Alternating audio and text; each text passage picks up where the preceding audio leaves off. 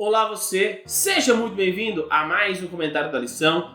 Terça-feira, meu povo, tem como tema consequências gigantescas. Mas antes disso, meu nome é Ismael e eu sou o seu anfitrião da lição dos jovens. Então, pegue a sua lição, pegue a sua Bíblia e me acompanhe neste comentário porque essa lição tá muito top. E antes de nós entrarmos no nosso comentário, eu quero convidar você mais uma vez a se inscrever aqui no canal, ativar o sininho, a comentar, a compartilhar, porque esse canal tem te ajudado a entender um pouco mais sobre a lição dos jovens, sobre todo o conteúdo que é produzido por aqui. Também, com certeza, mais pessoas serão impactadas e auxiliadas por este canal a conhecerem a Cristo Jesus. Como eu estava dizendo, terça-feira tem como tema consequências gigantescas. Nós estamos olhando nessa semana sobre o conceito apresentado lá em Gênesis capítulo 3. E nós já tivemos dois comentários no dia de ontem, até expliquei para vocês um pouco do porquê o vídeo ter saído de uma forma aí atrasada. E eu vou pedir uma ajuda para tu assistir os comentários que foram postados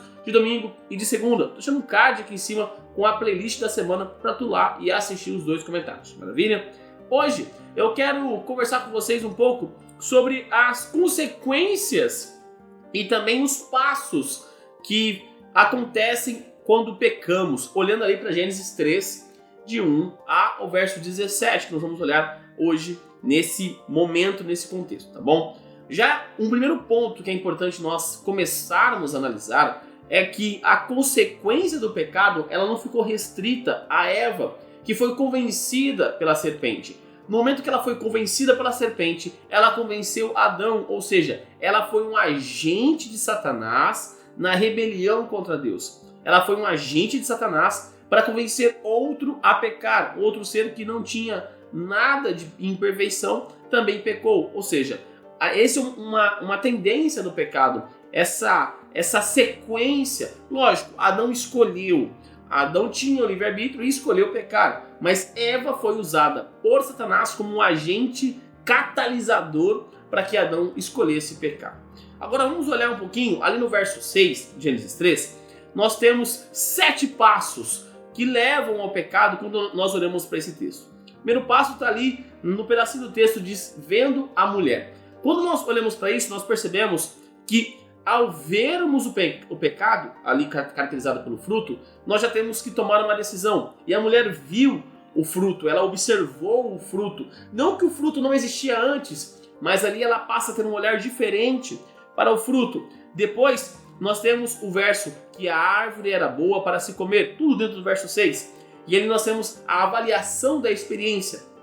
Então, Eva olha para o fruto e começa a avaliar. Olha, esse fruto parece bom para comer, ele me parece agradável, ele me parece... Perceba que está partindo dela, não é mais a palavra de Deus que está guiando a vida dela, mas sim a vontade. E aí nós temos o terceiro passo, agradável aos olhos, que é permitir que sentidos e sentimentos orientem a decisão. A decisão de Eva não foi mais uma decisão racional, e sim uma decisão baseada em emoção, sentimento, no tato, na visão, naquilo que ela achava. Então, ela começa a deixar cada vez mais de lado a ideia de Deus e começa a colocar o seu pensamento, a sua visão sobre aquilo. Depois nós temos desejável para dar entendimento, que é considerar os benefícios da ação. Perceba, olha o passo a passo do pecado. Então nós já vemos que o pecado tem que observar o pecado, depois avaliar a experiência, depois permitir que os sentidos orientem a decisão e agora considerar os benefícios da ação. Então Eva olhou para aquilo e falou, pô, é isso que eu quero. Satanás conseguiu embutir essa ideia em mim, é isso que eu quero ter esse entendimento.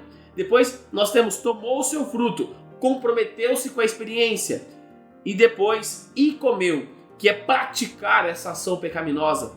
Então a Eva, ela articula, pensa e age de forma pecaminosa, e aí o pecado entra na vida dela. E por último, não menos importante, e também deu ao seu marido, ou seja, ela levou Adão a pecar, como eu já disse para vocês no começo do vídeo.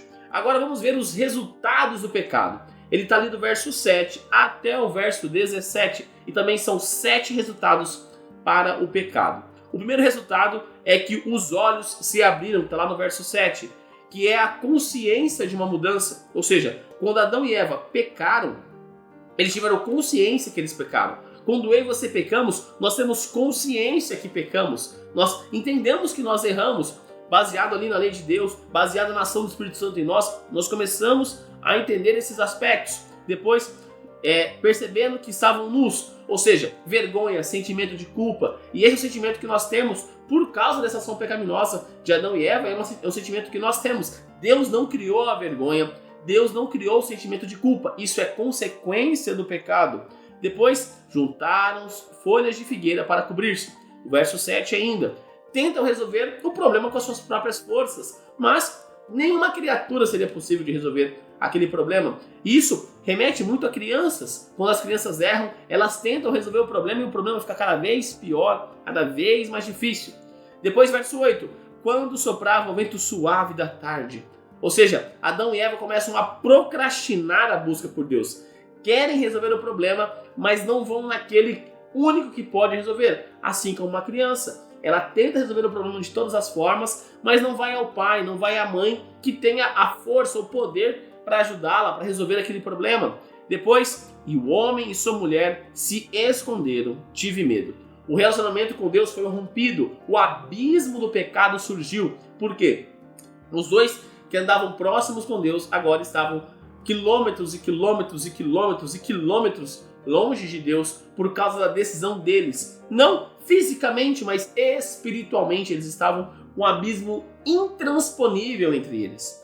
Próximo versinho vai dizer assim: a mulher que me deste para estar comigo, a serpente me enganou. Ou seja, eles começam a culpar a Deus através da culpa dos outros. Adão fala assim: foi a mulher que o Senhor me deu. A serpente diz: foi a serpente que o Senhor fez. Então, indiretamente, eles estavam acusando a Deus pelo pecado deles. Estavam acusando o outro e, consequentemente, acusando a Deus. Depois, o sétimo resultado do pecado: aumentarei em muito os seus sofrimentos na gravidez, maldita é a terra por sua causa, e ao pó voltará.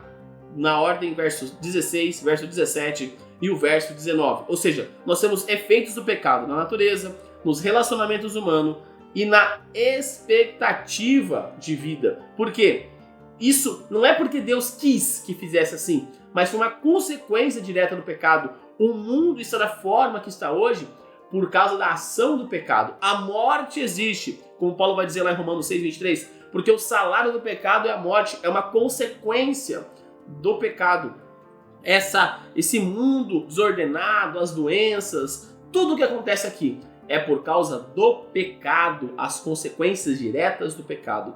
E ao olharmos para esses 14 passos que levam ao pecado, que são 7, resultados do pecado, que são mais 7, nós percebemos como nós devemos agir. Nós não podemos ser agente de Satanás, nós não podemos dar chance para o pecado tomar os nossos sentidos. A Bíblia vai dizer, fugir da aparência do mal. Se Eva tivesse fugido da aparência do mal, nós não estaríamos nessa situação nos dias de hoje. Nós não estaríamos no mundo de pecado, mas porque Eva não fugiu da aparência do mal, começou a olhar o seu próprio entendimento para aplicar sobre aquilo que ela estava vendo e não a vontade de Deus, a palavra de Deus como base, nós estamos em um mundo cheio de pecado. E pela escolha de Adão e Eva, todos nós somos pecadores. Mas através do segundo Adão, Cristo Jesus, nós temos a chance de libertação. E nós falaremos isso nessa semana, de que forma o proto-evangelho já está inserido ali dentro da queda da humanidade. Mas hoje eu quero que você saia com este pensamento: